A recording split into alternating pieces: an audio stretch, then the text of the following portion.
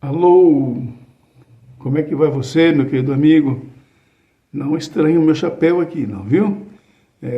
A partir de agora eu preciso usar chapéu por um problema de saúde que eu tenho. Então, se você já me viu sem chapéu, creio que já, mas doravante vais me ver de chapéus.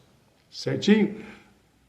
Nesta hora aqui, estamos passando para falar um pouquinho sobre oração. E oração é um verbo de ação. Você tem que fazer. Você precisa fazer. Quem vai ser beneficiado vai ser você. Então, o que é a oração? Primeiro ponto que eu quero falar com vocês agora. A oração é você abrir o coração a Deus como se faz com um amigo. Não é preciso você decorar, não é preciso dizer palavras bonitas. Por exemplo, assim, se você ofendeu um amigo seu, você pede perdão para ele e não para Deus. Mas se você ofendeu a Deus, praticando alguma coisa que é contra aquilo que Deus preceitua, por exemplo, assim, você encontra uma palavra aqui certa. Você transgrediu os mandamentos de Deus, do primeiro ao 10º. Você falou mal dos outros. Injuriou a pessoa. Tem que pedir primeiro perdão para ela. Depois, fala assim, pai, me ajuda a não fazer mais isso. Não é certo eu fazer esse tipo de coisa, porque o Senhor recomenda que eu não faça isso. Mas primeiro você peça perdão para ela. Mas se todavia ela não aceitar o seu perdão, o que Paulo fala lá em Romanos?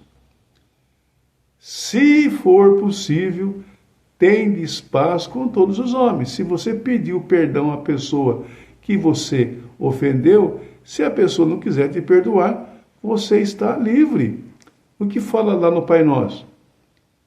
Se perdoardes aos homens as suas ofensas, também o vosso Pai perdoará a vossa ofensa. Caso contrário, também não. Certo? Então, esse é o princípio. A oração é abrir o coração a Deus, como você faz com um amigo pessoal. Não é preciso fazer aí um cursinho, palavras bonitas. Não. Deus quer você como você é. Seja autêntico. Fala a verdade com Deus. Não precisa mentir, não, que Ele sabe. Ele sabe tudo. Ele conhece o fim desde o princípio. Então, quando você estuda a Bíblia, Deus está falando com você. Por quê? A Bíblia Sagrada é a palavra de Deus, na linguagem humana. Caso não fosse assim, quem queria entender a Bíblia? Se ela fosse usar uma linguagem celestial, não iríamos entender. Então, os profetas receberam as visões e, usando a sua própria cultura, a Bíblia assim foi produzida. Também não foi um ditado, foi revelação que as pessoas tiveram, foi inspiração divina. Então, em João 14, que começa falando da volta de Jesus Cristo, e aqui então, nos versos 16, antes de passar para o segundo tópico, que é Jesus promete outro Consolador. Então, do capítulo 1, do capítulo 14, no capítulo 14, do verso 1 até o verso 13, então ele fala aqui de várias coisas, Fala da volta de Jesus, fala o pedido de oração e outras coisas mais que estão aqui, Como, por exemplo, assim, eu sou o caminho, a verdade e a vida, ninguém vem ao Pai senão por mim, está lá no verso 6, Que foi uma resposta para um dos seus discípulos, Então, vamos ler aqui o verso 13 e o 14. Tudo quanto pedirdes em meu nome, isso farei, a fim de que o Pai seja glorificado no Filho. Então, tudo que pedir em nome de Jesus, Ele vai fazer. Tudo. Mas não é 100% tudo. É tudo aquilo que você necessita para viver. Nada de supérfluo. O que você precisa para viver? De uma casinha, nem que for 2 cômodos. O que você precisa para viver? Um arroz, feijão, um ovo frito, uma farofa. O que você precisa para viver. Uma bicicleta para você andar, 2, 3 calças, uma para trabalhar e 2 para sair, entendeu? Umas 3 camisas ou 4, não precisa de mais nada. Então, Deus, Ele concede tudo o que você precisa, inclusive o perdão para os pecados. Certo? Então, esse tudo aqui não é tudo assim. Você vai pedir para Deus aí um apartamento lá na Quinta Avenida, lá nos Estados Unidos, ou na Paulista, aqui na cidade de São Paulo, que é a nossa capital do estado. Vai pedir um carro zero. Qual que é o melhor carro que tem? Você sabe? No meu caso, é o meu. É um Ford Fiesta 2004. É o melhor carro que tem, porque é esse que eu posso comprar e manter. E às vezes nem dá para manter, certo?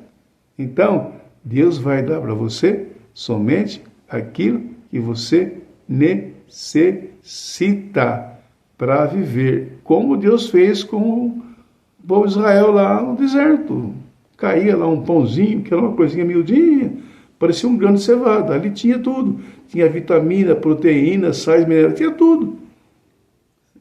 Não é verdade? Mas não tinha uma mesa para eles comerem no deserto. Eles eram peregrinos, estavam aqui, acolá, morando em barracas. E a água? Tinha água encanada? Não tinha. Tinha sanitário? Também não tinha. Não sei como eles faziam, mas não tinha sanitário. Não sei como eles faziam para atender às suas necessidades fisiológicas. Não sei. Mas água não faltava. No deserto não faltou água. E de onde vinha essa água? Do próprio Cristo. Ele é a água da vida. Ele é o pão da vida. Ele é tudo. Então busquemos a Deus. Porque Ele não vai nos decepcionar. E nessa hora, falando em oração, eu quero orar com você. Feche os seus olhos, se possível. Se não for possível, eu vou orar. Querido Papai do Céu, muito obrigado pela Tua graça, pela Tua misericórdia, pelo Seu grande favor que o Senhor dispensa a cada um de nós. Pedimos perdão dos nossos pecados, que o Senhor nos dê poder para vencer o mal, mas com o poder do Espírito Santo, porque sozinho não vamos conseguir, mas pela força do Teu poder, pela Tua misericórdia e graça, como diz Paulo, nós já somos mais do que vencedores em Cristo Jesus. Aquele que era, que há, que é, aquele que era, que é e que há de vir, o Todo-Poderoso. Em nome de Jesus, amém. Vamos ficando por aqui e amanhã, de manhã, estaremos de volta, se Deus quiser, é claro, né? Porque se Ele não quiser, e daí? Vai fazer o quê?